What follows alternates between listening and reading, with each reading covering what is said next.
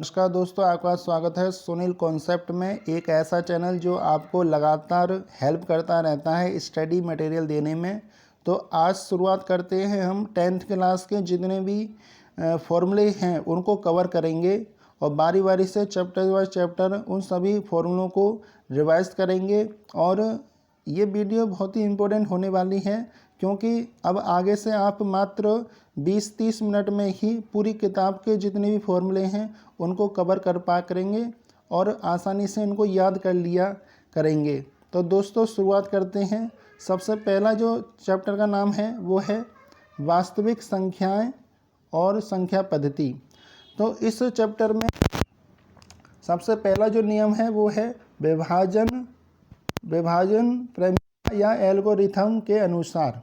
इसमें क्या है कि भाज्य बराबर होता है भाजक गुणा भागफल प्लस शेषफल।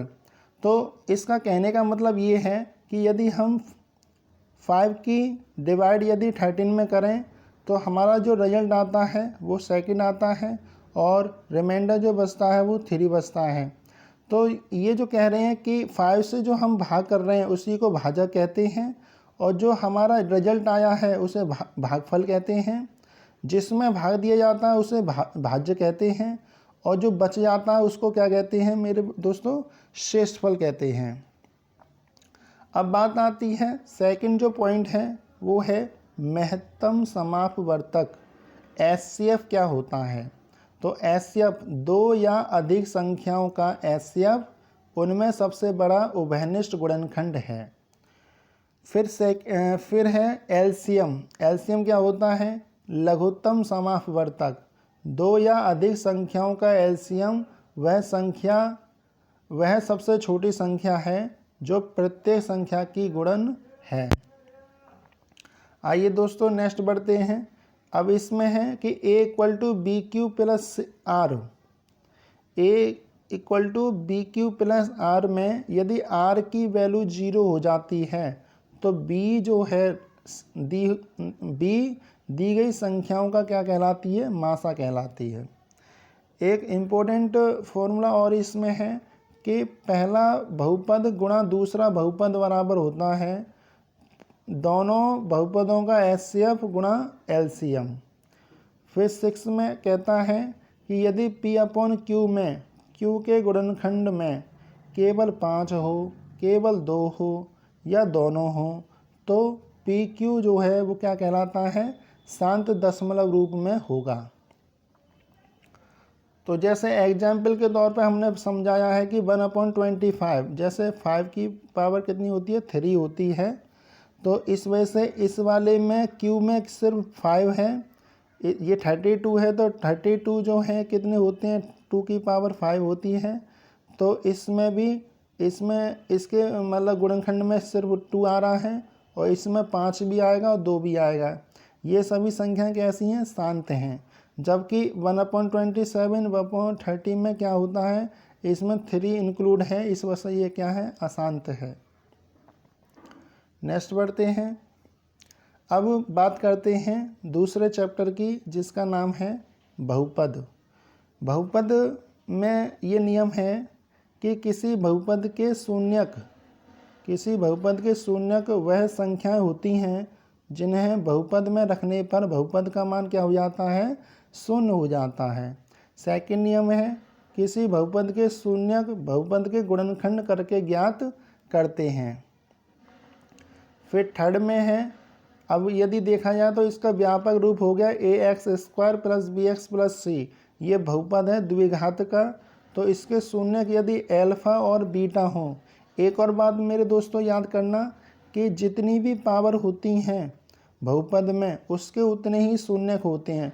चूँकि इसमें 2 पावर हैं इस वजह से इसके शून्यकों की संख्या कितनी है? 2 हैं, एल्फा और बीटा है। अब इसमें रिजल्ट आता है कि शून्यकों का योगफल होता है -b/a। ये -b/a का मतलब है -x का गुणांक बट्टे x² का गुणांक। शून्यकों का गुणनफल होता है एल्फा बीटा, तो ये c/a है। तो अचर पद बट्टे x² मतलब x² का गुणांक।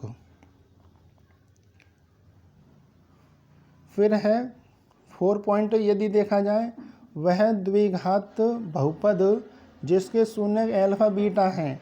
कहने का मतलब अब आपको शून्यक दिए जाएंगे और उस शून्यक की सहायता से आप एक बहुपद तैयार करेंगे, और ये बहुपद तैयार करने का ये फॉर्मूला होता है एक्स स्क्वायर माइनस के शून्यकों का योगफल इंटू एक्स प्लस शून्यकों का गुणनफल इक्वल टू 0।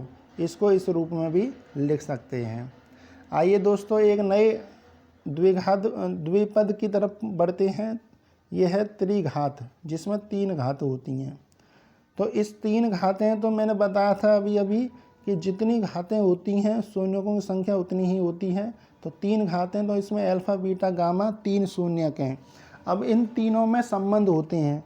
जैसे इन तीनों का योगफल जो होता है वो होता है माइनस के b/a, और बारी बारी से दो पेयर लिए जाएं, उनका योगफल दिया जाए तो वो होता है c/a, और तीनों का गुणनफल होता है माइनस के d/a। जब हम शून्यकों के प्रॉब्लम को सॉल्व करते हैं तो कुछ हमें रिजल्ट भी याद रख लेने चाहिए।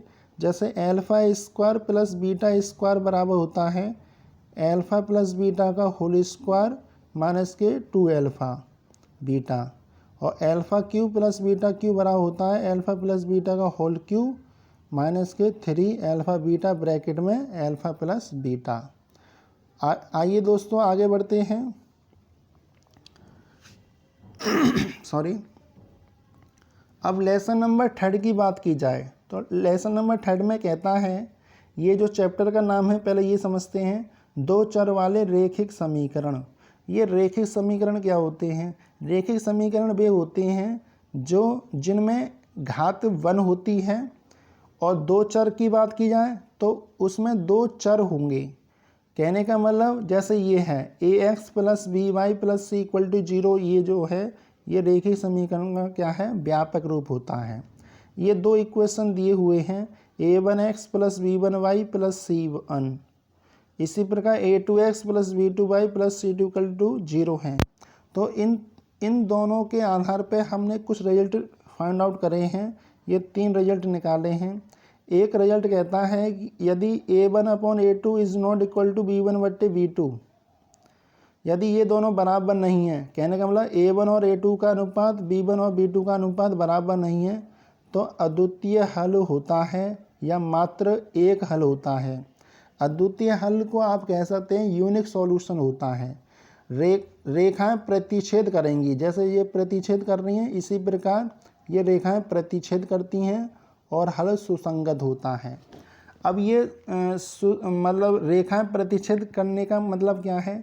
हमेशा एक बात ध्यान रखना कि जो रेखिक समीकरण होते हैं वो रेखा को रिप्रेजेंट करते हैं। इस वजह से ये रेखा यदि प्रतिच्छेद करेंगी तो एक यूनिक सॉल्यूशन प्राप्त होता है।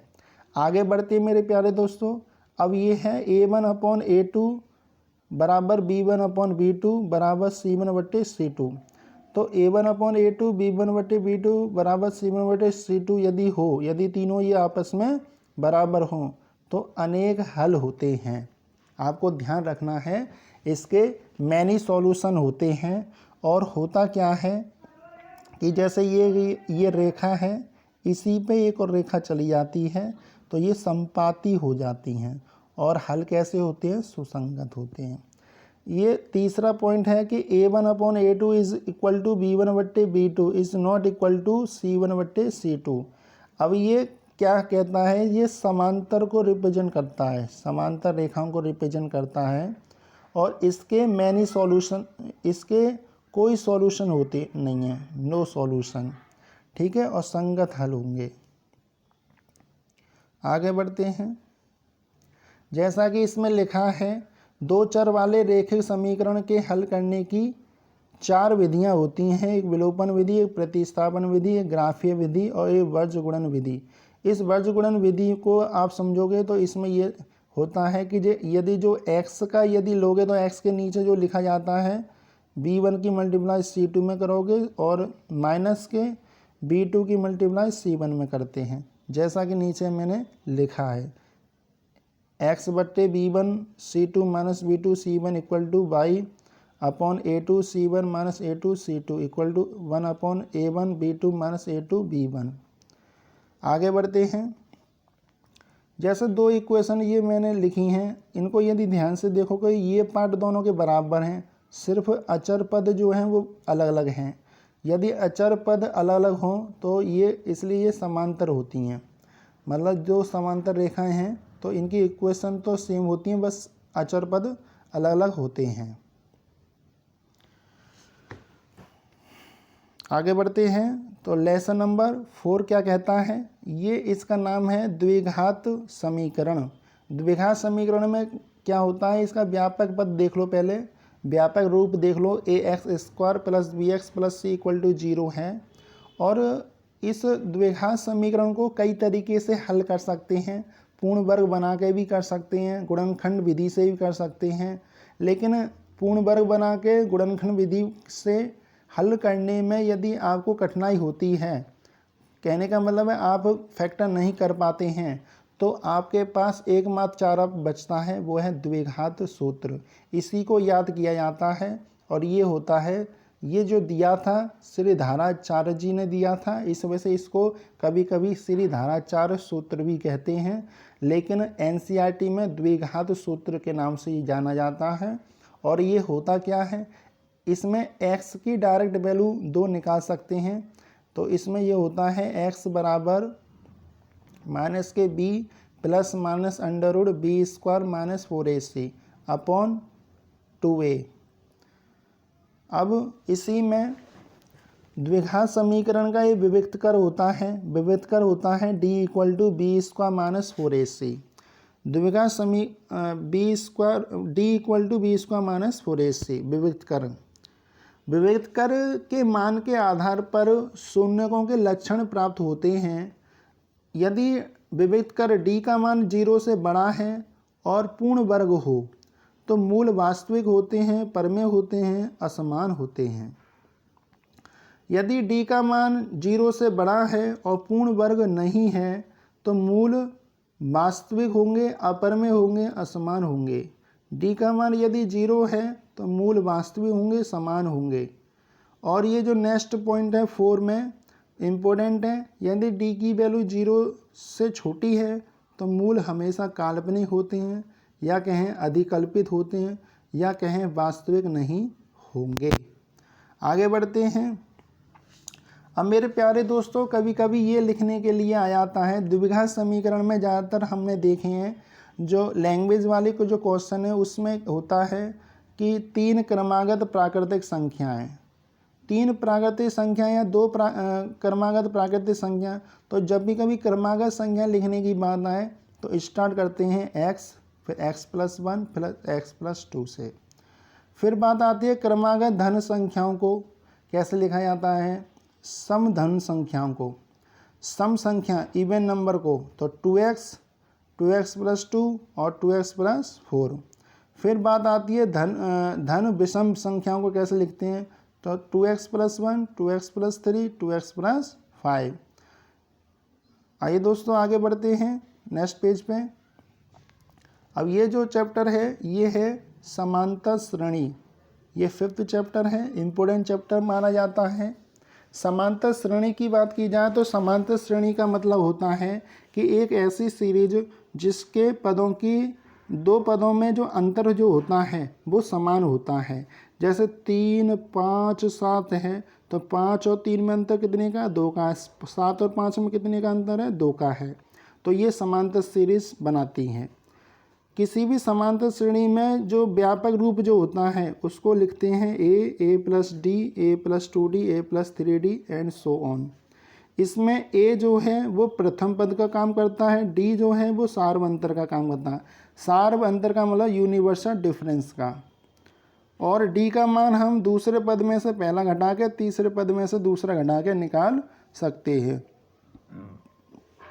किसी समांतर श्रेणी का nवां जो पद होता है वो होता है tn बराबर a + n - 1 × d। फिर नेक्स्ट बढ़ते हैं, किसी समांतर श्रेणी का अंत से nवां पद, ये अंत से nवां पद की बात करता है। तो अंत से nवां पद होता है ये वाला tn बराबर l माइनस ब्रैकेट में n - 1 × d, जहाँ एल अंतिम पद है। अब ये जो है ये एन पदों का योगफल निकालने के लिए फॉर्मूला होता है। एन पदों का योगफल यदि निकाला जाए और हमें ए की वैल्यू दी हो और डी की वैल्यू दी हो तो हम ये लगाते हैं एस बराबर एन बाई टू ब्रैकेट में 2a plus N minus 1 into D. और यदि मेरे प्यारे दोस्तों यदि अंतिम पद दिया हो तो ये लगाते हैं एस बराबर एन बटे 2 ब्रैकेट में ए प्लस एल। नेक्स्ट पॉइंट पे चलते हैं मेरे प्यारे बच्चों। यदि A B C A P में है, यदि ए पी सी किस में है, समांतर श्रेणी में है, तो b बराबर होता है c प्लस ए बट्टे 2। अब इस b को a और c का समांतर माध्य कहते हैं।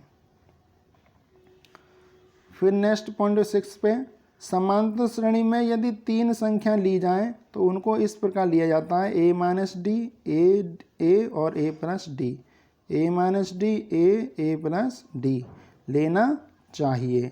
4 संख्या ली हो तो a minus D A minus 2d a minus D A plus D और a प्लस 2d मानना चाहिए। नेक्स्ट बढ़ते हैं। अब लेसन नंबर 6 की बात करते हैं। तो ये ट्रायंगल होता है। ट्रायंगल में कहा है कि 2 त्रिभुज सर्वाक्षम कहे जाते हैं यदि उनके संगत कोण बराबर हों, उनकी संगत भुजाएं भी बराबर हों। 2 त्रिभुज समरूप होते हैं यदि उनके संगत कोण बराबर हों, उनकी संगत भुजाएं भी समानुपाती हों। अब बात आती है, ये प्रमेय है, थ्योरम क्या कहती है, आधारभूत अनुपातिक प्रमेय कहें या इसका नाम थेल्स प्रमेय भी कह सकते हैं या इसको मूलभूत समानुपातिक प्रमेय भी कहते हैं।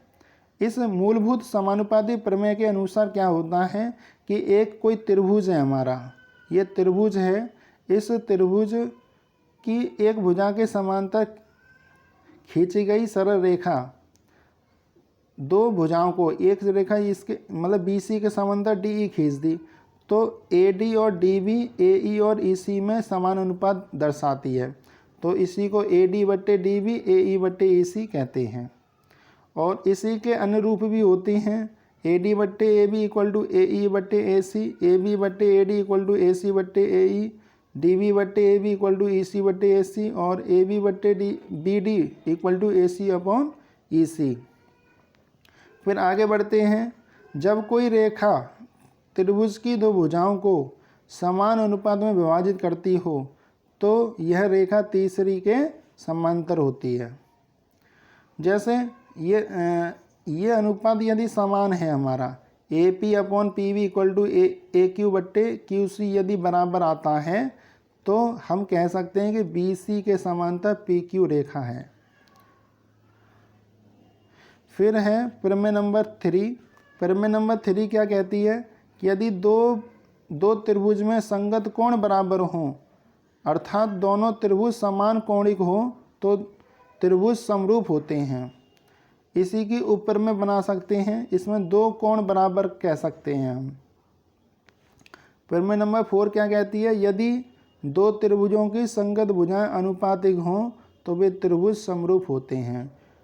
मतलब संगत भुजाएं भी अनुपातिक हों तो उनको क्या कहते हैं, समरूप त्रिभुज कहते हैं। अब प्रमेय नंबर 5 क्या कहती है, प्रमेय नंबर 5 में कहना है कि यदि एक त्रिभुज का एक कोण दूसरे त्रिभुज के एक कोण के बराबर हो तथा इन कोणों को अंतर्गत करने वाली भुजाएं समानुपाती हों तो दोनों त्रिभुज कैसे होते हैं, समरूप होते हैं। जैसे A और D बराबर है और AB upon DE equal to है AC अपॉन DF, तो हम इसको कह सकते हैं ट्रायंगल ABC समरूप है ट्रायंगल DEF के और ये आता है SAS समरूपता से। प्रमेय नंबर 6 क्या कहता है, 2 समरूप त्रिभुजों का क्षेत्रफल का अनुपात किन्हीं 2 संगत भुजाओं के वर्गों के अनुपात के बराबर होता है। जैसे ये है area of triangle ABC area of triangle DEF बराबर होगा पहले त्रिभुज की भुजा का स्क्वायर बटे दूसरे त्रिभुज की भुजा का स्क्वायर। इन दोनों की हाइट के अनुपात का वर्ग भी ले सकते हैं। माध्यिका के अनुपात का वर्ग भी ले सकते हैं और परिमाप के अनुपात का वर्ग भी ले सकते हैं। बात आती है प्रमेय नंबर 7 की। यह कहता है एक समकोण त्रिभुज है, कर्ण का जो वर्ग होता है शेष दो भुजाओं के वर्गों के योग के बराबर होता है। इसी को पाइथागोरस प्रमेय भी कहते हैं। तो कर्ण का स्क्वायर बराबर होता है लंब का स्क्वायर प्लस आधार का स्क्वायर। तो ये हमारा इसमें होता है। ये 90 डिग्री के सामने हमेशा कर्ण होता है। ये खड़ा जो होता है उसे लंब कहते हैं और जो बेस होता है उसको आधार कहते हैं। प्रमेय नंबर 8 क्या कहती है? यदि किसी त्रिभुज की एक भुजा का वर्ग अन्य दो भुजाओं के वर्गों के योग के बराबर हो तो पहली भुजा के सम्मुख कोण कैसा होता है?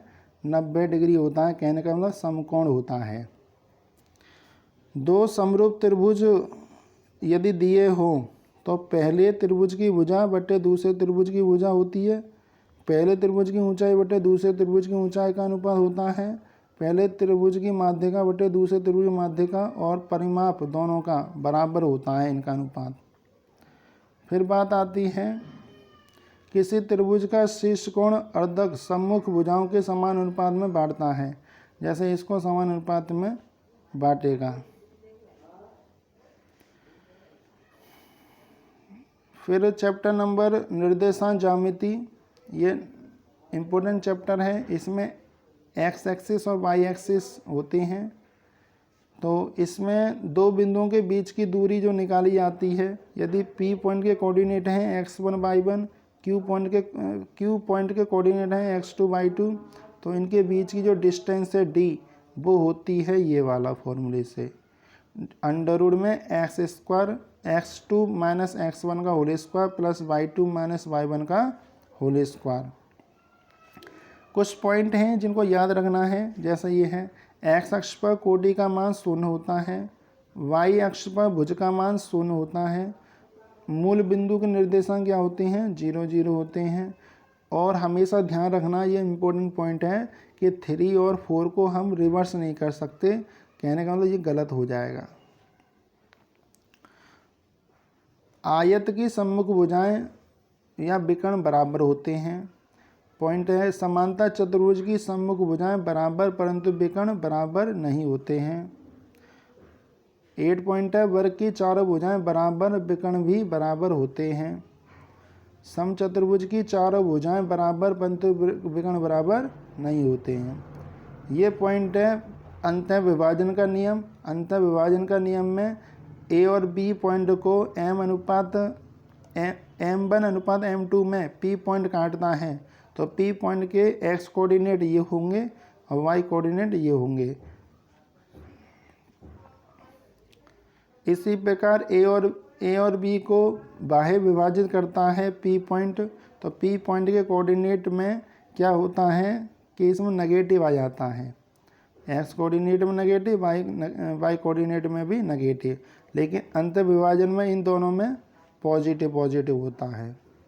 मध्य बिंदु के निर्देशांक की बात की जाए तो होता है x1 प्लस x2 बट्टे 2, y1 प्लस y2 बट्टे 2। यदि किसी त्रिभुज के शीर्ष दिए हों, ए का है x1 y1, b का है x2 y2, c का है x3 y3, तो इसके केंद्रक के जो कोऑर्डिनेट होंगे वो होंगे इन तीनों को जोड़ के एक्स वाले इनको वाई वाले इनको जोड़ के 3 का भाग कर देते हैं। तो ये आ जाता है रिजल्ट x बराबर x1 plus x2 plus x3 बट्टे 3 और y1 plus y2 plus y3 बट्टे 3। फिर बात आती है त्रिभुज का केंद्रक।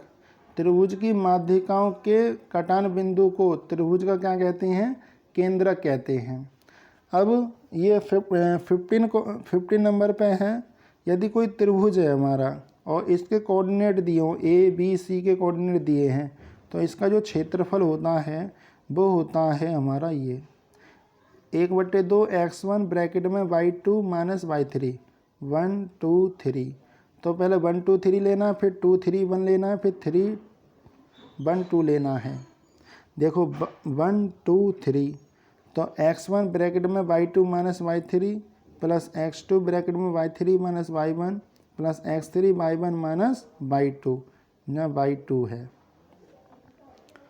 और तीन बिंदु सररेख होते हैं तो त्रिभुज का जो क्षेत्रफल होता है वो क्या होता है, शून्य होता है। 17वां जो पॉइंट है वो है चतुर्भुज का क्षेत्रफल। यदि किसी चतुर्भुज का क्षेत्रफल यदि तुम्हें निकालना है तो जैसे इसके 4 पॉइंट के कोऑर्डिनेट दे दिए तो आपको ऐसे ये मिला देना है। तो इस त्रिभुज का और इस त्रिभुज का क्षेत्रफल निकाल के दोनों का योगफल कर देते हैं तो दोनों त्रिभुज के क्षेत्रफल का योग के बराबर होता है। फिर बात आती है सबसे मोस्ट इम्पोर्टेंट, जो भी सबसे ज़्यादा नंबर देने वाली है, त्रिकोणमिति। त्रिकोणमिति में पहला पॉइंट है sine theta into cosec theta बराबर 1 होता है। साइन थीटा बराबर 1 अपॉन कोसेक थीटा होता है। कोसेक थीटा बराबर 1 अपॉन साइन थीटा होता है। दूसरा है cos theta into sec theta equal to 1 होता है। कोस थीटा बराबर 1 अपॉन सेक थीटा होता है। सेक थीटा बराबर 1 अपॉन कोस थीटा होता है। Tan theta into cot theta equal to 1 होता है। टेन थीटा बराबर 1 अपॉन कॉट थीटा होता है। कॉट थीटा बराबर 1 अपॉन टेन थीटा होता है। फिर ये तीन नियम अलग हैं। Sign square theta plus cos square theta बराबर 1। साइन अब क्या करेंगे, साइन स्क्वायर थीटा का मान निकालना है तो कोस स्क्वायर थीटा को इधर ले जाएंगे तो वो माइनस में पहुंच जाए तो 1 माइनस कोस स्क्वायर थीटा। इसी प्रकार कोस स्क्वायर थीटा होता है 1 minus sine square theta. Sec square theta minus tan square theta बराबर 1 होता है और सेक स्क्वायर थीटा बराबर होता है 1 प्लस टेन स्क्वायर थीटा और टेन स्क्वायर थीटा बराबर होता है sec square theta minus 1। Cosec square theta minus cot square theta बराबर 1 होता है। कोसेक स्क्वायर थीटा बराबर होता है 1 plus cot square theta. Cot square theta बराबर होता है कोसेक स्क्वायर थीटा माइनस 1। अब ये टेबल है, इस टेबल के माध्यम से हम जो 6 त्रिकोणमिति अनुपात हैं उनके मान ज्ञात कर सकते हैं। सब वैसे तो हमें ये तीनों के ही मान ज्ञात करने चाहिए बस। साइन थीटा की वैल्यू होती है 0, 30 की होती है 1/2, 45 की 1/√2, 60 की √3/2 और 90 की 1 होती है। कॉस की 1 होती है, 30 की √3/2 होती है। कॉस 45 की 1/√2 और कॉस 60 की 1/2 और कॉस 90 की 0। टेन की बात की जाए तो टेन बराबर हम जानते हैं साइन बट्टे कॉस तो 0/1 0 और ये 1/√3 और ये 1 ये √3 अपरिभाषित। कॉट थीटा का मान होता है अपरिभाषित √3 1/√3 और 0। सेक थीटा का होता है 1 2/√3 √2 2 अपरिभाषित। कोसेक थीटा का अपरिभाषित 2 √2 2/√3 और 1 होता है। एक और बात ध्यान रखना है कि टेन थीटा बराबर होता है साइन थीटा बट्टे कॉस थीटा। कॉट थीटा बराबर होता है कॉस थीटा बट्टे साइन थीटा। अब बात आती है कि ये जो चतुर्थांश जो दिए होते हैं इसमें ऑल ये पॉजिटिव होते हैं, साइन और कोसेक पॉजिटिव होते हैं, टेन और कॉट पॉजिटिव होते हैं, कॉस और सेक पॉजिटिव होते हैं। 90 में यदि थीटा को जोड़ें या घटाएं तो निम्न परिवर्तन हो जाता है। साइन का कॉस में बदल जाता है और कॉस का साइन में, टेन का कॉट में, कॉट का टेन में, सेक का कोसेक में, कोसेक का सेक में बदल जाता है। लेकिन यही बात 180 और 360 पे हो या n इंटू 360 में हो तो थीटा को जोड़ें या घटाएं कोई परिवर्तन नहीं होता है। चिन्ह की बात की जाए तो चतुर्थांश के अनुसार परिवर्तन होता है। जैसे साइन 90 माइनस थीटा की जो वैल्यू होती है वो कितनी होती है, साइन 90 माइनस थीटा तो 90 है तो बदल जाएगा तो साइन का कॉस हो जाएगा तो कॉस थीटा हो जाता है। ऐसे हम आगे भी बढ़ा सकते हैं। लेसन नंबर 9 क्या कहता है, ऊंचाई और दूरी से संबंधित है। इसमें आपको याद करना है उन्नयन कोण और अवनमन कोण। हमेशा ध्यान रखना कि जब भी कभी हम दृष्टि रेखा से ऊपर की वस्तुएं देखते हैं तो उन्नयन कोण बनता है और दृष्टि रेखा से नीचे की वस्तुएं देखते हैं तो वो बनता है अवनमन कोण। तो यहाँ से किसी वस्तु को ऊपर देख रहे हैं तो थीटा कोण बनना है, ऊपर से नीचे देखें तो अवनमन कोण बनता है। वृत्त की स्पर्श रेखाओं की, अब ये चैप्टर नंबर 10 है। वृत्त की स्पर्श रेखा, वृत्त की स्पर्श रेखा प्रमेय नंबर 1 कहती है वृत्त के केंद्र को स्पर्श बिंदु से मिलाने वाली रेखा स्पर्श बिंदु पर क्या होती है, लंब होती है। मतलब कि स्पर्श रेखा ये है, इसको स्पर्श बिंदु से मिला दिया केंद्र को तो ये 90 डिग्री का कोण बनाता है। प्रमेय नंबर सेकंड कहता है कि किसी वृत्त के बाहर से पी पॉइंट से यदि स्पर्श रेखाएं खींची जाती हैं तो इनकी लंबाइयां बराबर होती हैं। किसी वृत्त की स्पर्श रेखा वह रेखा होती है जो वृत्त को केवल एक बिंदु पर प्रतिच्छेद करती है। एक और बात ध्यान रखना है कि ए ओ बी और A O B A P B का योगफल 180 बैठता है। रचनाओं की बात की जाए लेसन नंबर 11 की, तो जैसे कोई एक रेखा है जिसको 2:3 में बांटना है, तो पहले हम एक ये रेखा खींच लेते हैं और 2 और 3 को जोड़ते हैं तो 5 बैठते हैं, तो एक नीचे से एक रेखा खींचते हैं और 5 पार्ट कर देते हैं।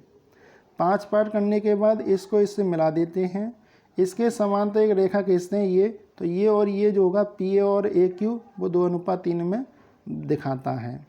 दो समरूप त्रिभुजों से जब एक समरूप त्रिभुज की भुजा दूसरे त्रिभुज को 4:7 में काटती है तो इस रूप में हम करते हैं। वृत्त से संबंधित क्षेत्रफल क्या होते हैं? वृत्त का व्यास होता है 2r, वृत्त की परिधि 2πr, वृत्त का क्षेत्रफल πr² होता है। फिर बढ़ते हैं आगे, वृत्त के त्रिज्याखंड का क्षेत्रफल। तो ये देखो ये वृत्त है, इसमें ये जो पॉइंट होता है ये थीटा यदि कोण बना है तो ये वाला जो एरिया होता है ये क्या कहते हैं? त्रिज्याखंड कहते हैं। इसका क्षेत्रफल होता है ये। यदि ये छोटा है तो इसे लघु त्रिज्याखंड कहते हैं और ये इसको बड़े वाले को दीर्घ त्रिज्याखंड कहते हैं। तो लघु त्रिज्याखंड का जो एरिया होता है वो होता है θ/360 πr²। दीर्घ त्रिज्याखंड का πr² मतलब पूरे सर्कल के एरिया में से लघु का त्रिज्याखंड का घटा देते हैं। अब बात आती है यदि थीटा 180 है तो त्रिज्याखंड जो होता है वो अर्धवृत्त में कन्वर्ट हो जाता है। इस वजह से त्रिज्याखंड का जो क्षेत्रफल होगा वो वृत्त के क्षेत्रफल का आधा होता है। केस नंबर सेकंड, यदि थीटा की वैल्यू 90 है तो त्रिज्याखंड चतुर्थांश में बदल जाता है। चतुर्थांश का मतलब होता है एक वृत्त के 4 भाग करना। तो इसको ये जो चतुर्थांश कहलाता है, इसका होता है 1/4 πr²। त्रिज्याखंड की चाप की लंबाई की बात की जाए तो त्रिज्याखंड के चाप की लंबाई θ/360 2πr होती है। चाप की लंबाई के पदों में त्रिज्याखंड का जिस क्षेत्रफल होता है वो होता है 1/2 l/r। अब ये 6 पॉइंट पे है वृत्तखंड का क्षेत्रफल।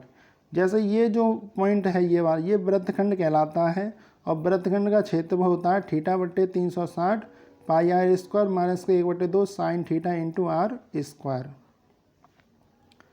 अब नेक्स्ट बढ़ते हैं लेसन नंबर 13 पे। तो ये पृष्ठीय क्षेत्रफल और आयतन से संबंधित हैं। ये जैसे ये वाला जो है ये घन को रिप्रेजेंट कर रहा है, तो घन का आयतन होता है AQ, घन का संपूर्ण पृष्ठ 6a² होता है, घन का विकर्ण a√3। विकर्ण का मतलब इस पॉइंट को इस पॉइंट से मिला दें तो वो विकर्ण कहलाता है। घनाभ का आयतन LBH, घनाभ का संपूर्ण पृष्ठ होता है 2 ब्रैकेट में LB + BH + HL। घनाभ का विकर्ण होता है अंडर में L² + B² + H²। कमरे की चारों दीवारों का क्षेत्रफल होता है 2H ब्रैकेट में L + B। फिर 8 है टंकी भरने में लगा समय होता है टंकी का आयतन बटे नल के मुंह का क्षेत्रफल इंटू पानी की चाल।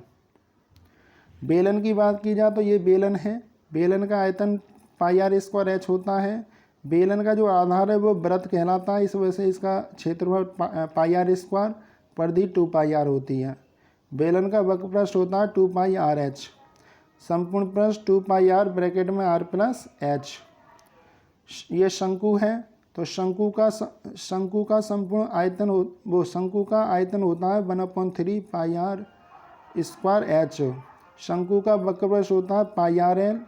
शंकु का संपूर्ण पृष्ठ होता है πr ब्रैकेट में l + r।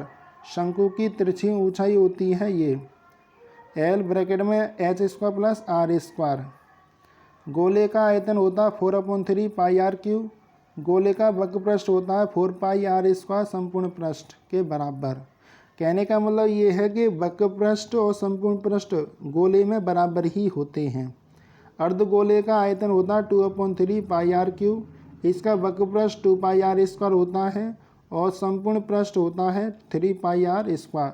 अर्धगोला आप जानते ही हैं, इस गोले को आधा काट दें तो ये जो बनी आकृति है इसी को अर्धगोला कहते हैं। अब छिन्नक का आयतन, ये छिन्नक जो होता है, जैसे कोई एक हमारा कौन है, इस कौन को आधा काट दिया जाए तो ये जो आकृति बचती है इसी को छिन्नक कहते हैं। तो इसके जैसे इसके यदि चित्र की बात की जाए तो जैसे एग्जाम्पल की बात की जाए तो गिलास भी हो सकता है या बाल्टी भी हो सकती है। तो इसमें आयतन ही होता है 1/3 R1 square plus R1 R2 plus R2 का स्क्वायर इंटू H।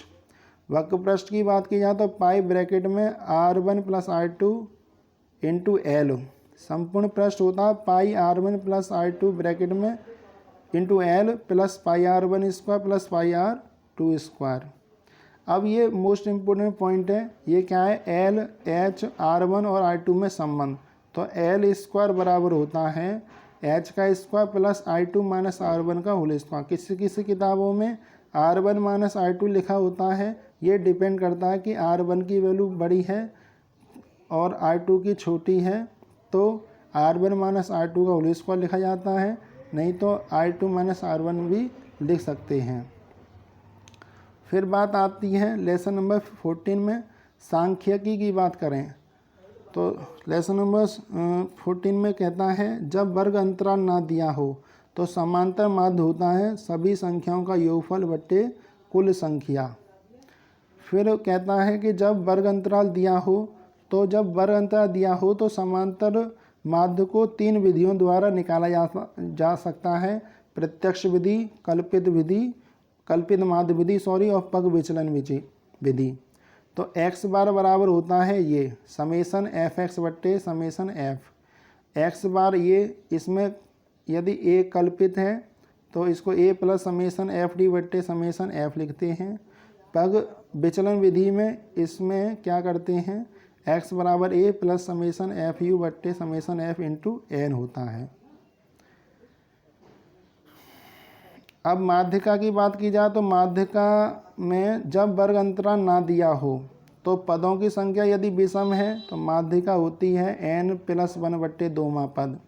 यदि सम है तो होता है n/2वां पद प्लस n/2 प्लस 1वां पद बट्टे 2। जब वर्ग अंतराल दिया हो तो माध्यिका का फॉर्मूला होता है जे L plus n/2 minus C F बट्टे एफ इंटू एच। जब बहुलक निकालना हो तो L plus F1 minus F0 bracket में 2F1 minus F0 minus F2 into H. अब ये इम्पोर्टेंट पॉइंट है कि माध्यक और बहुलक के बीच संबंध क्या होता है। तो बहुलक बराबर होता है 3 माध्यक इंटू माइनस 2 माध्य। बहुलक बराबर 3 माध्यक माइनस 2 माध्य। अब लास्ट चैप्टर है प्रायिकता पीई बराबर होता है ई के अनुकूल परिणामों की संख्या बट्टे प्रयोग के सभी संभव परिणामों की संख्या।